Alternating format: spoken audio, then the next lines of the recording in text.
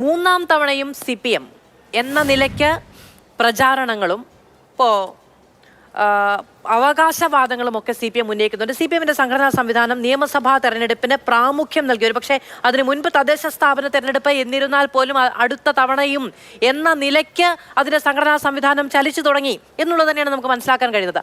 ആ സമയത്ത് അപ്പുറത്തെ പാളയത്തിലെ ഈ വിവാദങ്ങളെ എങ്ങനെയാണ് CPM നോക്കിക്കാണുന്നത്? വ്യക്തിപരമല്ല, പാർട്ടി എന്ന നിലയ്ക്കു തന്നെ.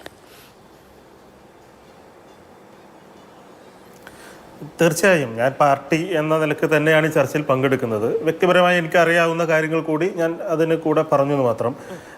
ചോദിച്ച ചോദ്യത്തിലേക്ക് വരുന്നതിന് മുമ്പ് ശ്രീകുമാരേട്ടൻ പറഞ്ഞ ഒരു കാര്യം, ഈ സ്പീക്കർക്കെതിരെയാണ് പറഞ്ഞത് എന്നത് നമുക്ക് തോന്നുമെങ്കിലും അദ്ദേഹത്തിൻ്റെ ഉള്ളിൽ നിന്ന് അത് പുറത്തേക്ക് വന്ന സാഹചര്യമാണ് ഞാൻ പറഞ്ഞത്. രാഷ്ട്രീയകാര്യ സമിതിയിലും അദ്ദേഹത്തിന് സംസാരിക്കാൻ കഴിയുന്നില്ല. അന്ന് രാവിലെയാണ് ഈ മാരാമൻ കൺവെൻഷനിൽ പങ്കെടുക്കുമെന്ന് പറഞ്ഞിട്ട് അതിൽ നിന്ന് അദ്ദേഹത്തെ മാറ്റുന്ന കാര്യമുണ്ടാകുന്നത്. അങ്ങനെ അതുപോലെ അദ്ദേഹത്തെ പിന്തുണക്കാൻ ആരും വരുന്നില്ല എന്നുള്ള സാഹചര്യത്തിൻ്റെ സമ്മർദ്ദത്തിന് അദ്ദേഹം പറഞ്ഞുപോയി എന്നാണ് ഞാൻ ഉദ്ദേശിച്ചത്. അല്ലാതെ അദ്ദേഹം ഈ പ്രതിപക്ഷത്ത് ഇരിക്കുന്ന MLA-മാരോട് തന്നെ പറഞ്ഞതാണ് എന്ന അർത്ഥത്തിലല്ല.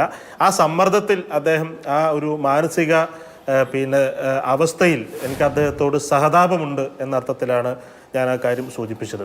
നമുക്കറിയാം, ഇപ്പോൾ CPMന്റെ സമ്മേളനങ്ങൾ നടന്നുകൊണ്ടിരിക്കുകയാണ്. അത് താഴെ തട്ടിൽ നിന്ന് തുടങ്ങി അതിൻ്റെ ലോക്കൽ സമ്മേളനങ്ങൾ പൂർത്തീകരിച്ച് ബ്രാഞ്ച് സമ്മേളനങ്ങൾ, ഏരിയ സമ്മേളനം, അങ്ങനെ ജില്ലാ സമ്മേളനങ്ങൾ. പാലക്കാട് ഇപ്പോൾ ഇന്നലെയും ഇന്നും നാളെയുമായി സമ്മേളനം നടക്കുകയാണ്. അപ്പോൾ അതിൻ്റെ സംഘടനാ സംവിധാനം ഒരു പാർട്ടി എന്ന നിലയിൽ നമ്മുടെ നാട്ടിലെ ഒരു സാധാരണ ഒരു ക്ലബ്ബാണെങ്കിൽ പോലും അതിനൊരു ബൈലോ ഉണ്ടാവും. ആ ബൈലോ അനുസരിച്ച് ആ കമ്മിറ്റിക്ക് ഒരു കാലാവധി ഉണ്ടാകും. ആ കാലാവധി കഴിഞ്ഞാൽ അത് ജനറൽ ബോഡി വിളിച്ച് അതിൻ്റെ പുതിയ ഭാരവാഹികളെ തീരുമാനിക്കും. അങ്ങനെ ഏതൊരു ചെറിയ കമ്മിറ്റി ആണെങ്കിൽ പോലും, ഒരു അമ്പല കമ്മിറ്റി ആണെങ്കിലും, ഒരു പള്ളി കമ്മിറ്റി ആണെങ്കിലും, ഒരു കുടുംബ സംഗമത്തിന് വേണ്ടി ഉണ്ടാക്കിയ കമ്മിറ്റി ആണെങ്കിൽ പോലും അതിനൊക്കെ ഒരു കൃത്യമായ കാലാവധി ഉണ്ടാകും. ആ കാലാവധി കഴിഞ്ഞാൽ ആ കമ്മിറ്റി പിരിച്ചു വിടും, പുതിയ കമ്മിറ്റി ഉണ്ടാക്കും. അങ്ങനെയൊക്കെയാണ് സംഘടനകൾ, ജനാധിപത്യ സംഘടനകൾ പ്രവർത്തിക്കേണ്ടത്. അങ്ങനെയാണ്.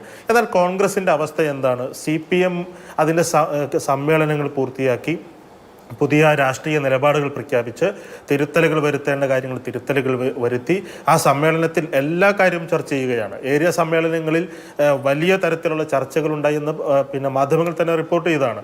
ആ ചർച്ചകളിലൂടെ പുതിയ തീരുമാനങ്ങൾ ഉണ്ടാക്കി, പുതിയ നേതൃത്വം വന്ന്, പുതിയ മുദ്രാവാക്യങ്ങൾ ഏറ്റെടുത്ത് ഒരു പാർട്ടി അതിൻ്റെ എല്ലാ അർത്ഥത്തിലും അത് മുന്നോട്ട് നടക്കുകയാണ്. കോൺഗ്രസ് ഇപ്പോഴും നിൽക്കുന്നിടത്ത് തന്നെ നിൽക്കുന്നു എന്ന് മാത്രമല്ല, അതിൻ്റെ സംഘടനാ സംവിധാനം പൂർണ്ണമായി കഴിഞ്ഞ കുറേ വർഷങ്ങളെ കൊണ്ട് അത് പൂർണ്ണമായി തകർന്നിരിക്കുന്ന ഒരവസ്ഥയിൽ ആ പാർട്ടി നിൽക്കുന്നു എന്നാണ്. കോൺഗ്രസ് പൂർണ്ണമായി തകരണമെന്ന് ഇന്ത്യയിലെ അല്ലെങ്കിൽ കേരളത്തിലെ ആരും ആഗ്രഹിക്കില്ലല്ലോ. ആ പാർട്ടി തിരിച്ചു വരണം, ആ പാർട്ടി ശക്തമായ ഒരു പ്രതിപക്ഷമായി ഈ രാജ്യത്ത് തന്നെ ഉണ്ടാകണം എന്ന് ആഗ്രഹിക്കുന്നവരുടെ കൂട്ടത്തിൽ, ആ ജനാധിപത്യ താല്പര്യം സംരക്ഷിക്കുന്നവരുടെ കൂട്ടത്തിൽ തന്നെയാണ് നമ്മളൊക്കെ ഉള്ളത്. എന്നാൽ കോൺഗ്രസ് മാത്രമാണത് തിരിച്ചറിയാത്തത്. താഴെത്തട്ടിലേക്കും, ശ്രീകുമാരേട്ടൻ പറഞ്ഞ താഴെത്തട്ടിൽ ഈ പ്രശ്നങ്ങളില്ല എന്നാണ്. താഴെത്തട്ടിലും ഈ പ്രശ്നങ്ങളുണ്ട്. അതൊക്കെ നമുക്ക് നേരിട്ട് അറിയാവുന്ന കാര്യങ്ങളാണ്. മണ്ഡലം കമ്മിറ്റികൾ ഉണ്ടാക്കിയിട്ടില്ല, ബ്ലോക്ക് കമ്മിറ്റികൾ ഉണ്ടാക്കിയിട്ടില്ല, DCCയിൽ പുനഃസംഘടന നടന്നിട്ടില്ല. ഒരു കമ്മിറ്റി എല്ലാ കാലവും പുനഃസംഘടനയാണ്, എല്ലാ ദിവസവും കോൺഗ്രസിൽ പുനഃസംഘടനയാണ്. അല്ലാത്തൊരു വിഷയം ആ പാർട്ടിക്ക് ചർച്ച ചെയ്യാനില്ല. ഇപ്പോൾ മൂന്നാം തവണയും CPM അധികാരത്തിൽ വരുമെന്ന കാര്യം CPMനേക്കാൾ കൃത്യമായി അറിയാവുന്ന പാർട്ടിയായി കോൺഗ്രസ് മാറുകയാണ്. കോൺഗ്രസിനകത്തുള്ള ഇപ്പോൾ രാഷ്ട്രീയകാര്യ സമിതിയിൽ പോലുമുള്ള ആളുകൾ മൂന്നാമതും പ്രതിപക്ഷത്തിരിക്കാൻ വയ്യ എന്ന് ഒരു നേതാവ് പറഞ്ഞതായിട്ടുള്ള വാർത്തകൾ പുറത്തു വന്നിട്ടുണ്ട്.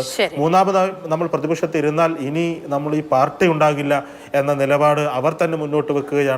അപ്പൊ അങ്ങനെ ഒരു സാഹചര്യം CPM അതിന്റെ നയങ്ങളുമായി, വികസന കാഴ്ചപ്പാടുകളുമായി, ക്ഷേമ പ്രവർത്തനങ്ങളുമായി